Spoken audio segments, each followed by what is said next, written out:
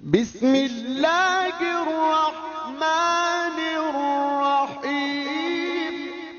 السلام علیکم ناظرین، کیا حال ہے؟ امید ہے کہ آپ لوگ خیریت سے ہوں گے۔ میں آج آپ کے سامنے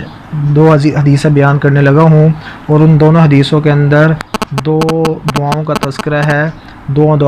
دعاؤں کا ذکر ہے جو دعائیں افطار کے ٹائم پڑھی جاتی ہیں۔ تو وہ دو دعائیں ہمیں چاہیے کہ ہم ان کو سن کر یاد کریں، تاکہ جب بھی ہم روزانہ افطاری کریں تو اس کے وقت جو ہے نا ہم ان دو دعاؤں کو پڑھیں۔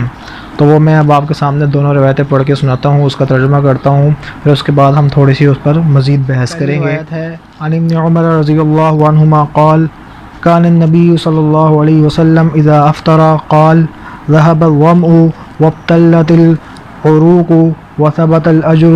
ان شاء اللہ، رواہ ابو داود۔ اور دوسری روایت ہے وعن معاذ بن زہرہ رضی اللہ عنہ قال ان النبی صلی اللہ علیہ وسلم كان اذا افطر قال اللہم لک صمت وعلی رزقک افطرت، رواہ ابو داود مرسلا۔ پہلی روایت کا ترجمہ یہ ہے کہ حضرت عبداللہ بن عمر رضی اللہ عنہما بیان کرتے ہیں کہ نبی علیہ السلام جب افطار کرتے تھے تو آپ جب افطار کر لیتے ہیں تو آپ یہ دعا پڑھتے تھے کہ ذہب الظمأ، کہ پیاس چلی گئی، وابتلت العروق، اور رگیں تر ہو گئیں، وثبت الاجر انشاءاللہ، اور جو ہے نا وہ ثواب جو ہے نا وہ یقینی ہو گیا اگر اللہ تعالیٰ نے چاہا۔ اور دوسری روایت کا ترجمہ یہ ہے کہ حضرت معاذ بن زہرہ رضی اللہ عنہ بیان کرتے ہیں کہ نبی اسلام جب افطار کر لیتے ہیں تو آپ یہ دعا پڑھتے تھے اللہم لک صمت، کہ اے اللہ میں نے تیرے ہی لیے روزہ رکھا، وعلی رزقک افطرت، اور تیرے ہی رزق پر میں نے افطار کر لیا۔ ہیں ان دونوں حدیثوں میں جو دعائیں آئی ہیں ان کی تشریح کی طرف۔ تو جو پہلی دعا ہے کہ ذهب الظمأ وابتلت العروق وثبت الاجر انشاءاللہ، اس دعا کے اندر جو پہلے دو جملے ہیں اس کے اندر نبی علیہ السلام نے روزے دار جو تکلیف برداشت کرتا ہے، جو مشقت برداشت کرتا ہے، اس کا ذکر فرمایا کہ روزے دار جو ہے روزے کی حالت میں پیاس کو برداشت کرتا ہے، اور روزے دار پیاس کی حالت میں اس کی رگیں جو ہے خشک ہو جاتی ہیں۔ تو نبی اسلام نے جب روزہ دار افطار کر لیتا ہے تو افطار کرنے کے بعد یہ دونوں مشقتیں اس کے اوپر سے زائل ہو جاتی ہیں، ختم ہو جاتی ہیں۔ تو نبی اسلام نے سب سے پہلے انہی دونوں مشقتوں کا یا ان دو تکلیفوں کے زائل ہونے کا دعا میں ذکر فرمایا کہ ذهب الظمأ، کہ پیاس ختم ہو گئی، وابتلت العروق، اور رگیں بھی تر ہو گئیں جو پیاس کی وجہ سے خشک ہو جاتی تھیں۔ اور آخر میں نبی اسلام نے جملہ ارشاد فرمایا وثبت الاجر انشاءاللہ، کہ اجر بھی ثابت ہو گیا، تاکہ روزے دار کو جو ہے نا جب روزہ افطار کرے تو اس کو اس بات کی وجہ سے خوشی ہو جائے کہ میں نے جو تکلیف برداشت کی ہے پورا دن پیاس کی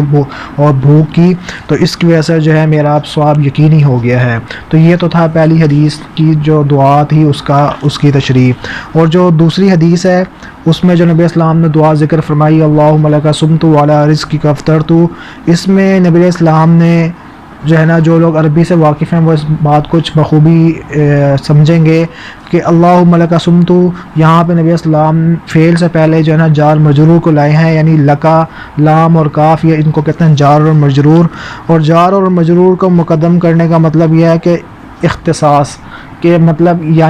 یہ ہو گیا کہ اللہ ہم نے جو روزہ رکھا ہے اس میں ہماری نیت کسی اور کو راضی کرنے کی نہیں تھی، کسی اور کو دکھانے کی نہیں تھی، بلکہ لکا کا مطلب یہ ہوتا ہے اللہ صرف تجھے ہی دکھانے کے لیے اور تجھے ہی راضی کرنے کے لیے ہم نے یہ روزہ رکھا۔ تو یہ لکا لام کاف کے مقدم کرنے کا فائدہ ہے سمتو فعل کے اوپر، ورنہ جو ہے نا یہ لام کاف جو ہے نا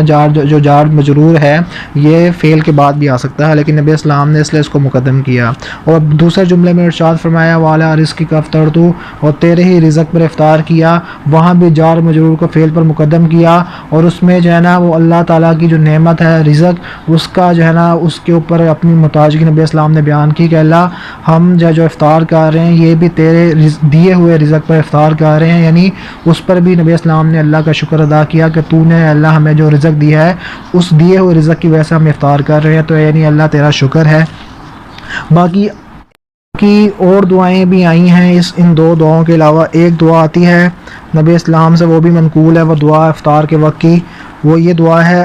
نبی اسلام کہا کرتے تھے یا واسی الفضل اغفر لی، کہ اے وسیع فضل والے تو میری مغفرت فرما دے۔ اور ایک اور دعا بھی آتی ہے جو نبی اسلام سے منقول ہے کہ نبی اسلام افطار کے وقت یہ دعا بھی پڑھتے تھے، الحمدللہ الذی اعاننی فصمت ورزقنی فافطرت۔ ترجمہ یہ ہے کہ اللہ تمام تعریفیں تیرے لیے ہیں،